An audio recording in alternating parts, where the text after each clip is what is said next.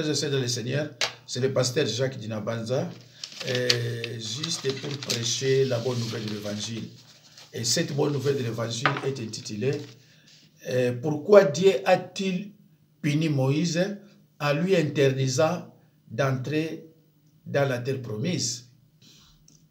Mes chers frères et sœurs, dans le Seigneur, Moïse a été appelé par l'Éternel pour délivrer le peuple.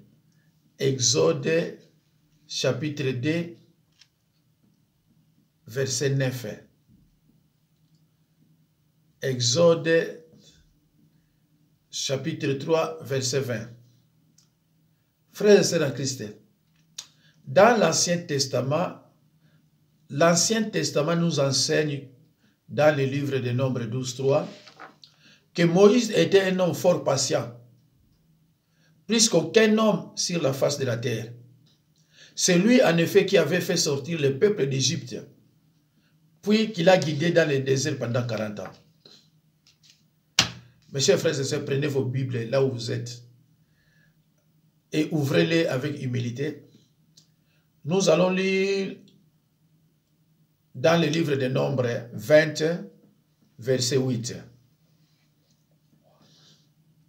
Nombre 20, verset 11. Nombre 20, verset 12. Lisons dans Nombre 20, verset 8.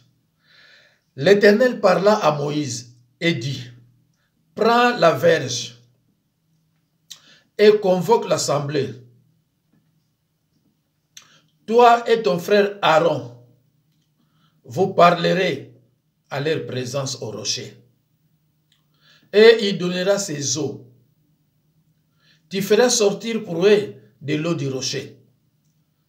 Et tu abreuveras l'assemblée et leur bétail. » Nombre 20, 11. Je lis au nom de Jésus-Christ. Puis Moïse leva la main et frappa 2 fois les rochers avec sa verge. Il sortit de l'eau en abondance. L'assemblée but et les bétails aussi. Suivez attentivement, mes chers frères et sœurs. Prenez vos Bibles et ouvrez-les avec humilité et suivez-moi. Alors, Nombre 20, 12. Alors l'Éternel dit à Moïse et à Aaron, « Parce que vous n'avez pas cru en moi pour me sanctifier aux yeux des enfants d'Israël, vous ne ferez point entrer cette assemblée dans le pays que je lui donne. » Et cela est encore répété dans Deutéronome 32, 52. Tu verras le pays devant toi, mais tu n'entreras point dans le pays que je donne aux enfants d'Israël. Mes chers frères et sœurs dans le Seigneur, l'idée principale de ce livre est que le péché de Moïse rapporté dans Nombre 20 à 13 est lié à l'acte illicite et volontaire de jouer avec le bâton sacré en frappant les rochers. En la circonstance, Moïse s'est rendu coupable d'une faute. Fatigué d'attendre les plaintes continuelles que le peuple formulait contre lui, sur l'ordre du Seigneur, il prit son bâton et, au lieu de parler au rocher comme Dieu le lui avait dit, il les frappa à 2 reprises en disant, « Serons-nous capables de le faire ?» À Mérida, alors que le peuple mourant de soif murmure contre lui et contre Dieu, Moïse fait sortir de l'eau d'un rocher, mais au lieu de simplement lui parler, comme l'avait commandé l'Éternel, en plus, il ne frappe pas son bâton. Il ne frappe pas de son bâton. Cela semble si grave qu'en punition. Dieu lui dit qu'il mourra avant d'entrer dans la terre promise. Cette punition est extrêmement importante, surtout pour un juif, car cela veut dire qu'elle ne pourra être enterrée en terre sainte. Et si, en effet, s'il y a de grandes fautes graves, il peut y avoir dans notre vie des erreurs de positionnement apparemment bénignes, mais qui peuvent nous empêcher d'accéder à l'accomplissement de notre vie. Il faut donc bien prendre garde. La première lecture que l'on peut en faire porte sur l'usage de la violence. Mes chers frères et sœurs dans le Seigneur, Dieu demande à Moïse de parler au rocher et au lieu de cela, le frappe. Si donc même un rocher, qui pourtant est bête, peut obéir à la parole de Dieu, ce n'est pas la peine de frapper ou de violence pour convaincre ou faire croire. Et cela est d'autant plus vrai pour les hommes. L'usage de la violence n'est jamais une bonne chose. Il faut toujours préférer la parole. Et pour ceux qui se prétendent civilisés, la mise en garde vaut aussi. La violence n'est pas que physique et peut être de différents ordres, parfois plus graves encore. Il est bon de toujours préférer discuter, expliquer, chercher à convaincre, plutôt que de poser ou brutaliser. Ensuite, on peut dire que le bâton représente le pouvoir, la puissance. Ce bâton était un bâton de commandement comme chaque chef de tribu en avait un, comme sceptre. Or, tout le monde a une forme de pouvoir sur les autres. Certes, les dirigeants en ont beaucoup, mais dans la société, on est toujours l'inférieur de quelqu'un et le supérieur d'un autre. Chacun a un pouvoir sur d'autres, aussi petit lui semble-t-il. Aussi petit nous semble-t-il. Or, le pouvoir peut être utilisé différemment, soit comme un bâton pour frapper, soit pour soutenir. Heureux celui qui n'utilise pas sa position supérieure pour humilier les autres. On peut faire voir sa puissance, mais le vrai pouvoir constructif passe par la parole, par la violence. Le message peut s'adresser ainsi, plus particulièrement à ceux qui ont un pouvoir religieux dans ce monde. Les prédicateurs, les responsables d'église, et montrent les risques de mauvais usage de la religion. Le message est clair. La mission de l'église, c'est de parler et d'offrir de l'eau. Jamais de faire quelque violence, que ce soit morale ou physique, vis-à-vis de qui que ce soit. Être témoin de la grâce de Dieu, et c'est tout. D'ailleurs, dans le psaume 23, verset 4, qui parle du bateau de l'Éternel, il est dit, « Ton bateau me guide et me rassure. » Mes chers frères et sœurs dans le Seigneur, le bateau de Dieu ne frappe pas, il soutient. On peut par ailleurs se demander pourquoi Moïse a-t-il frappé les rochers au lieu d'obéir à l'ordre divin et de simplement lui parler. Là encore plusieurs idées. Peut-être est-ce par manque de foi. Il ne croyait pas que la parole puisse suffire. C'est ce qui semble découler du texte lui-même et de ce que Dieu reproche à Moïse. Or donc, il faut faire confiance à Dieu. Psaume 37, 5. La Bible dit, recommande ton sort à l'Éternel. Mets à lui ta confiance et il agira. Moïse a perdu confiance. Moïse n'avait plus confiance à Dieu. Il dit, mais par simple parole, est-ce que nous pouvons avoir de l'eau? Dieu lui a dit de ne pas frapper, mais de parler.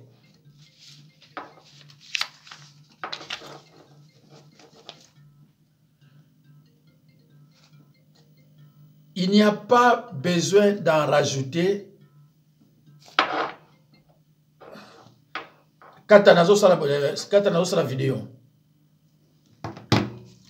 Il n'y a pas besoin d'en rajouter ni de penser que Dieu ne suffise pas et que peut-être on pourrait faire mieux ou plus que lui. Dieu sait ce qu'il fait. Mes chers frères et sœurs, mes excuses. Na bossa na ikotia mode d'avion awa.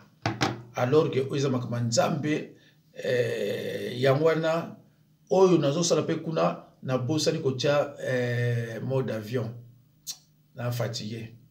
Donc soki awa na katakite pour loba alinga ko benga awa makamanzambe linga katana. Donc le coup mes excuses na assure que batu ba continuer na ba kolanda. Na assure ko perturber disciple Jean-Claude Dité, maman Titité, puis maman Mireille Louye était. Voilà. Alors, mes chers frères et sœurs, il n'y a pas besoin d'en rajouter ni de penser que Dieu ne suffise pas et que peut-être on pourrait faire mieux ou plus que lui. Dieu sait ce qu'il fait. Moïse juge durement le peuple alors que Dieu ne lui demandait pas de le faire. La conclusion, c'est que finalement, c'est lui-même qui sera jugé sévèrement et condamné par Dieu. Mes chers frères et sœurs, dans le Seigneur, je trouve juste que tout ce que j'affirme soit examiné, n'est-ce pas, à la lumière des Écritures et qu'il puisse donc être contesté si je me trompe. Mes chers frères et sœurs dans le Seigneur, le métier de serviteur de Dieu, de pasteur, de prédicateur, c'est un métier dangereux. Dieu est certainement plus sévère pour ceux qui se prétendent conducteurs de peuple ou les représenter. C'est une responsabilité. C'est une responsabilité énorme. Cela ne vaut pas que pour les pasteurs et les prêtres d'ailleurs. Chacun est appelé à être témoin du Christ. Cela veut dire que pour ce qui est de notre vie, Dieu est prêt à pardonner. Il sait que nous sommes imparfaits et toujours coupables de 1000 choses. Mais par contre, pour ce qui est du témoignage que nous donnons de Dieu ou du Christ, là, il ne faut pas se tromper. Nous avons une responsabilité considérable. La bonne nouvelle néanmoins est que même si Moïse et Aaron ont été coupables de mal, mes chers frères et sœurs, la bonne nouvelle néanmoins est que même si Moïse et Aaron ont été coupables de mal d'obéir à Dieu, néanmoins, le peuple, lui, a eu de l'eau dont il avait besoin à boire. Dieu est amour. 1 Jean 4, 8. Mes chers frères et sœurs, Moïse avait péché. Moïse a désobéi. Raison pour laquelle Dieu lui a interdit d'entrer dans la terre promise. Malgré sa faute, malgré sa désobéissance, le peuple a eu quand même de l'eau dont il en avait besoin. Dieu est amour. Dieu pouvait aussi punir Moïse. Comme tu as désobéi, il n'y aura pas de l'eau. Et que le peuple va encore être furieux derrière toi. Mais Dieu a dit non, mon serviteur a désobéi, mon serviteur a péché, mais puisque j'ai l'amour et compassion, j'ordonne à ce que le peuple ait quelque chose à boire. Lorsqu'on vous dit Dieu est amour, Dieu est amour. Mes chers frères et sœurs, dans le Seigneur, celui qui demeure dans l'amour demeure en Dieu. Et Dieu est en lui. Cela veut dire que même si nous sommes des mauvais serviteurs, parfois, Dieu peut quand même apporter du bien et de la grâce. Le peuple dans le désert ont obtenu cette grâce. Malgré les méfaits de Moïse, malgré la faute grave de Moïse, la désobéissance.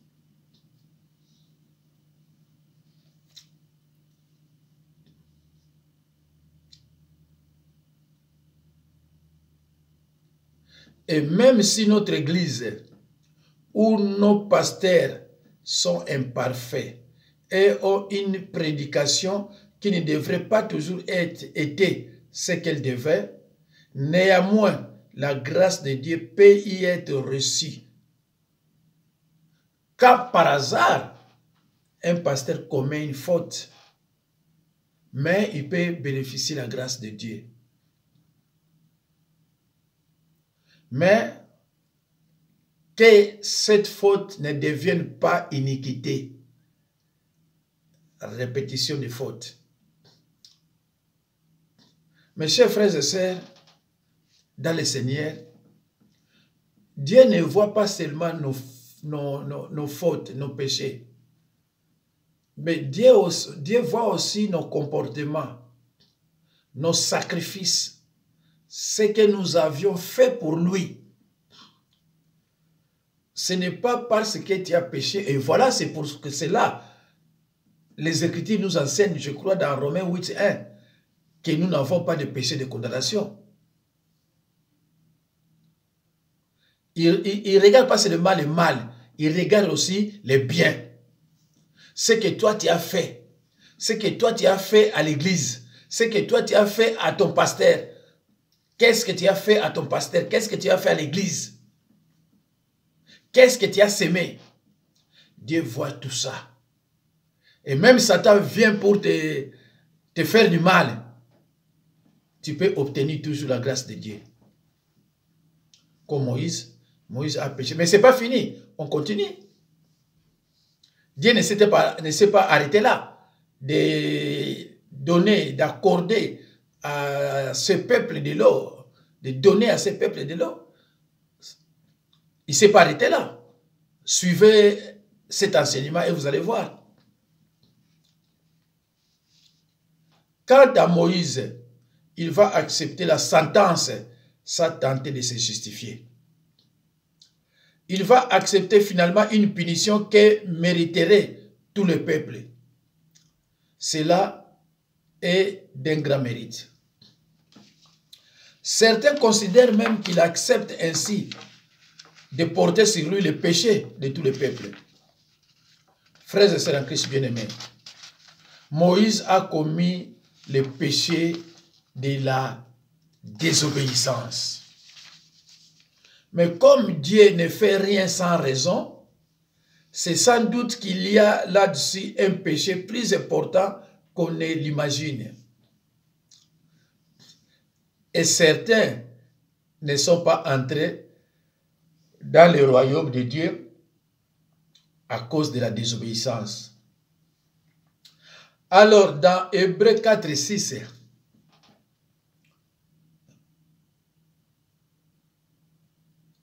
je lis dans Hébreux 4, 6. Or, puisqu'il est encore réservé à quelques-uns d'y entrer, et que ceux à qui d'abord la promesse a été faite ne sont pas entrés à cause de leur désobéissance. Mes chers frères et sœurs, fais ce que tu peux. Mais la désobéissance à la parole de Dieu, c'est grave. Dieu te dit, Dieu t'interdit.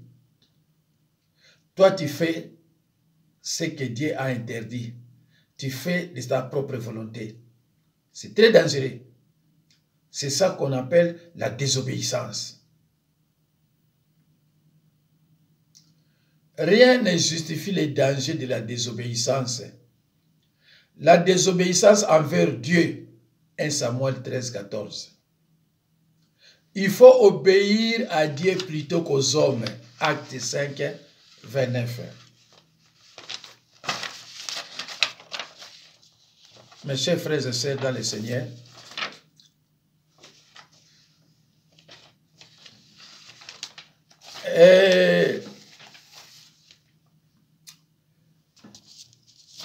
mes chers frères et sœurs, dans la Bible nous enseigne, dans Nombre 12, 1 à 15, Marie et Aaron parlèrent mal contre Moïse au sujet de la femme qu'il avait prise, la femme éthiopienne. Mais, mes chers frères et sœurs, pendant que Moïse était en train d'aller avec les enfants d'Israël, il arrive qu'il avait envie d'une femme. Et Dieu a mis à sa disposition une femme éthiopienne. Myriam et son frère Aaron critiquaient Moïse. Mais l'Éternel n'a pas condamné Moïse. L'Éternel n'a pas dit que Moïse avait péché malgré cette relation sexuelle. Dieu n'a jamais dit que c'est un péché de Moïse, ce que Moïse avait fait. Mais Aaron, non. Myriam et Aaron, ils critiquaient Moïse à cause de cette femme éthiopienne, qui ne pouvait pas faire ça. Alors, au lieu de condamner ou punir Moïse, mais Dieu a condamné avec fermeté Myriam et Aaron.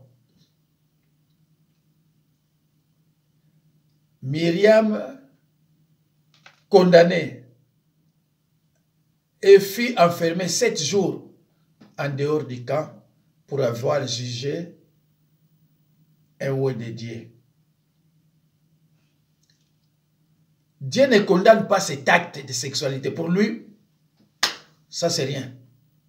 Mais c'est écrit dans Nombre 12, 1 à 15. Nulle part la Bible dit que Moïse a commis l'adultère. Nulle part la Bible dit qu'il a commis la fornication. Nulle part. Mais il a condamné Moïse, il a puni Moïse suite à sa désobéissance.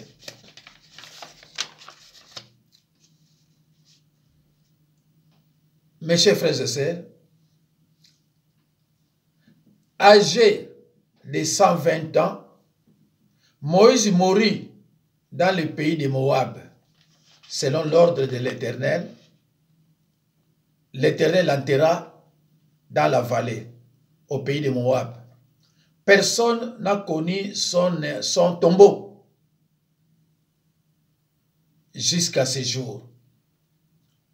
Deutéronome 34, 5 à 7.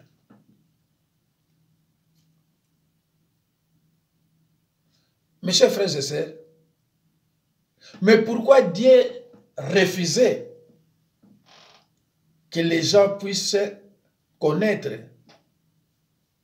là où savoir là où Moïse a été enterré? Il ne voulait pas que ces lieux deviennent un lieu de culte. Parce que Moïse était leur chef, qui prenait le commandement. Dieu dit, ça continue, la punition continue. Regarde, il y a la punition et il bénéficie aussi de la grâce. Il y a la punition et il bénéficie aussi de la grâce. Mes chers frères et sœurs, Moïse est parti dans le séjour des morts, un lieu de souffrance, un lieu de pleurs et de graissement de dents. Mais la Bible nous enseigne dans Jude 1:9 que malgré cette désobéissance, l'Éternel a envoyé l'archange Michel d'aller prendre le corps de Moïse dans le séjour des morts. Regarde. Encore une grâce. Cela est écrit dans Juge 1:9. Mes chers frères et sœurs, dans le Seigneur, je trouve juste que tout ce que j'affirme soit examiné à la lumière des Écritures et qu'il puisse donc être contesté si je me trompe. Je trouve juste que tout ce que j'affirme soit examiné à la lumière des Écritures et qu'il puisse donc être contesté si je me trompe. Voilà. À l'âge de 120 ans, Moïse mourut. Et il est parti dans le séjour des morts. Ah, il est parti. Dans l'Ancien Testament, le séjour des morts était un lieu réservé pour tout le monde.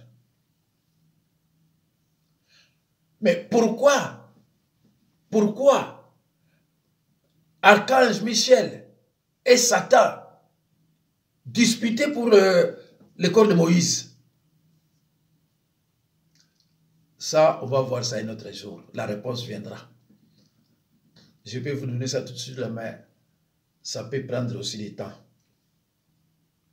Alors, malgré la désobéissance de Moïse, l'Éternel envoya l'archange Michel d'aller prendre le corps de son serviteur. Et au départ, nous avons dit, dans le livre de Nombre 12:3, il est écrit que Moïse était un homme fort patient, plus qu'aucun homme sur la face de la terre. Moïse, selon Dieu, était un homme de bien.